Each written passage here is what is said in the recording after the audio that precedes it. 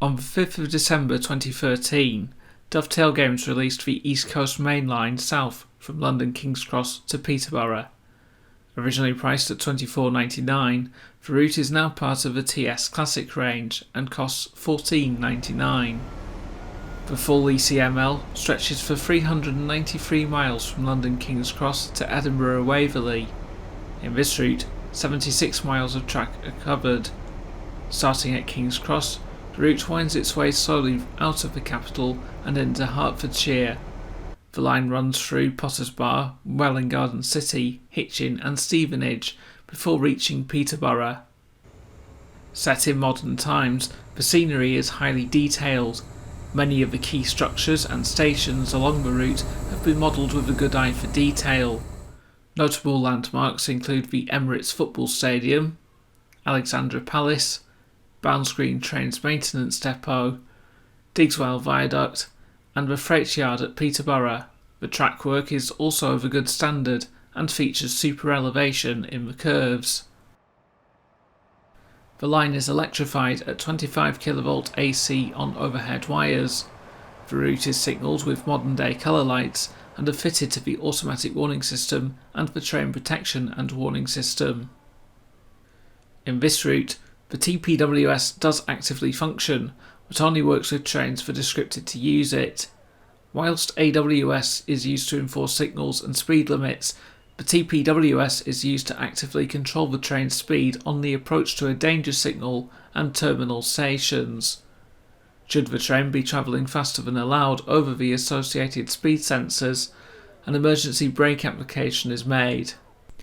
The largely smooth and straight nature of the line allows trains to reach speed of up to 125 miles an hour.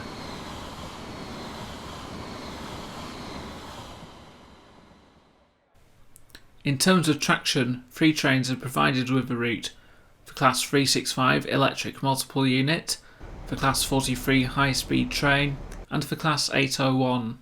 The Class 365 was built by ABB in York between 1994 and 1995. They were the last trains to be built in the former British Rail Works before its closure. They entered service in 1996 and a total of 41 4-car trains were produced. In this pack, the train is represented in First Capital Connect livery. At the time of writing, Great Northern now operate the 365s. Externally, the model looks good. I particularly like the grinning air intakes that were added as part of modifications to the cab. Inside, the driver's cab looks good and has some nice details, like wear and tear in the paintwork. I'm afraid to say that the passenger view, on the other hand, doesn't have that same level of detail. It's just basic and a little bland in my opinion. The train is driven with a single controller, which combines both traction and braking. Basic features include working wipers, lights and driver reminder appliance. The train also has a cruise control function. However, because it isn't notched, it can be very finicky and practically impossible to set it at the appropriate speed. By default, the train has rocket-like acceleration and the brake performance of a Formula 1 car.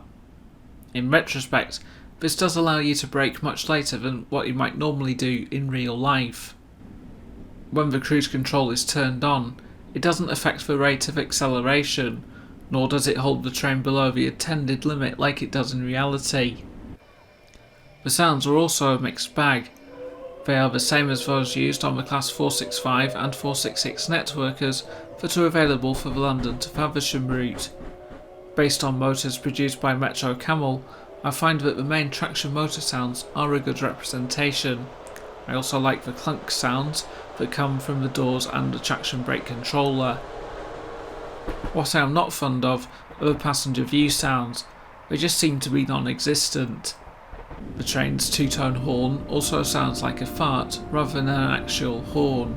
Overall, I find the 365 to be a decent looking train, and it's simple for anybody to drive. However, I find the physics to be unrealistic and the sound quality to be inconsistent. The Class 43 high-speed trains were introduced to the ECML between 1980 and 1982, replacing Class 55 Deltic locomotives. Each set is formed by a rake of Mark III coaching stock, sandwiched between a Class 43 power car at either end of the consist. The model in this route wears the unbranded livery of National Express East Coast. The model itself dates from the days of Rail Simulator. When it was migrated to Train Simulator, additional lighting and rain effects were added. Detail-wise, I still think that the power cars look okay, but I'm not too keen on the look of the headlights, and the texturing could have been better. Inside, I find the cab to be perfectly acceptable. A good level of detail is demonstrated, with similar sentiments echoed towards the Mark IIIs. Out of the 3 trains that come with this route, the HST is the only train to be operated with a separate throttle and brake controls. Physics-wise, it appears to handle better than the 365. The train takes a decent amount of time to get up to speed, and a bit more effort to come to a smooth stop. What really lets this train down, however, is the sounds, because they are old and outdated.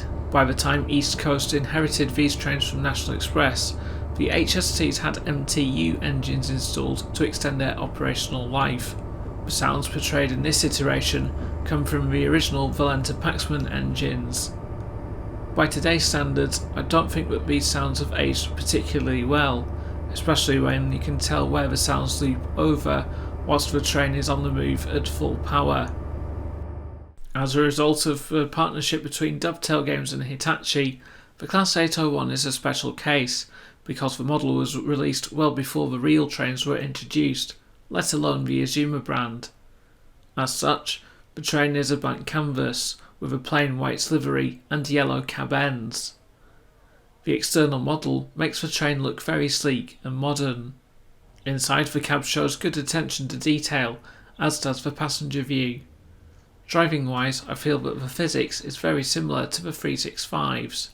With the train coming out before its real world counterpart, the train runs on overhead power only, as opposed to being bi-mode as originally specified. The sounds were taken from a similar Hitachi product, the Class 395. The sound design is mixed. The train sounds nice and quiet as it should be in the cab, and the passenger view boasts its own separate running sounds. I'm not too keen on the traction motor whine, wheel clatter and the horn, however. Functionality wise, the train is very basic, with working AWS, wipers, headlights, driver reminder appliance and vigilance device. Only the low note of a horn is available on the space bar. The B key controls the nose cone that conceals the couplers. If you would like to enhance the driving experience of the Class 365 and bring the Class 43 up to date with the correct engine sounds, I would fully recommend these enhancement packs from Armstrong Powerhouse. As well as improved sounds, these packs also offer a variety of liveries and improved driving characteristics. At the time of writing, an Azuma reskin for the 801 is currently available to download for free on Alan Thompson Simulation. Other recommended trains include the Class 313 and 321 EMUs, but are also available to purchase from Armstrong Powerhouse. If you would like to know what I think about these trains, links to their videos will become available on screen at the end of this one. The Class 91 and Class 180 Adelante are also available on Steam. However, I feel that these two trains deserve their own separate review. There are a couple of problems that I have with this route. Firstly is the performance spike in the Hornsey area. Even in 64-bit, frame rates take a tumble no matter how powerful your PC may be. The other issue is the omission of a Hartford loop line. The developers went to the trouble of placing the track and signalling, but have left it devoid of scenery. At the end of the day, it was a business decision to meet deadlines, but it does seem silly to go to that effort and let it go to waste.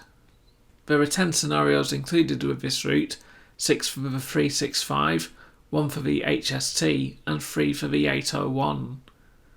All of them are of the career type, where you are scored on your driving performance, and whilst fictional in nature, DTG make good use of the stock that they provide you with.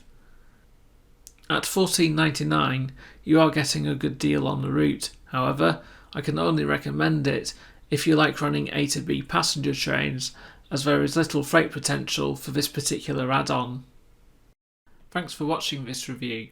Please feel free to rate and comment down below.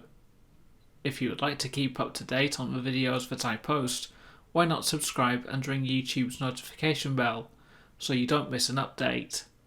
You can also follow me on Facebook and Twitter. Thanks for watching and take care.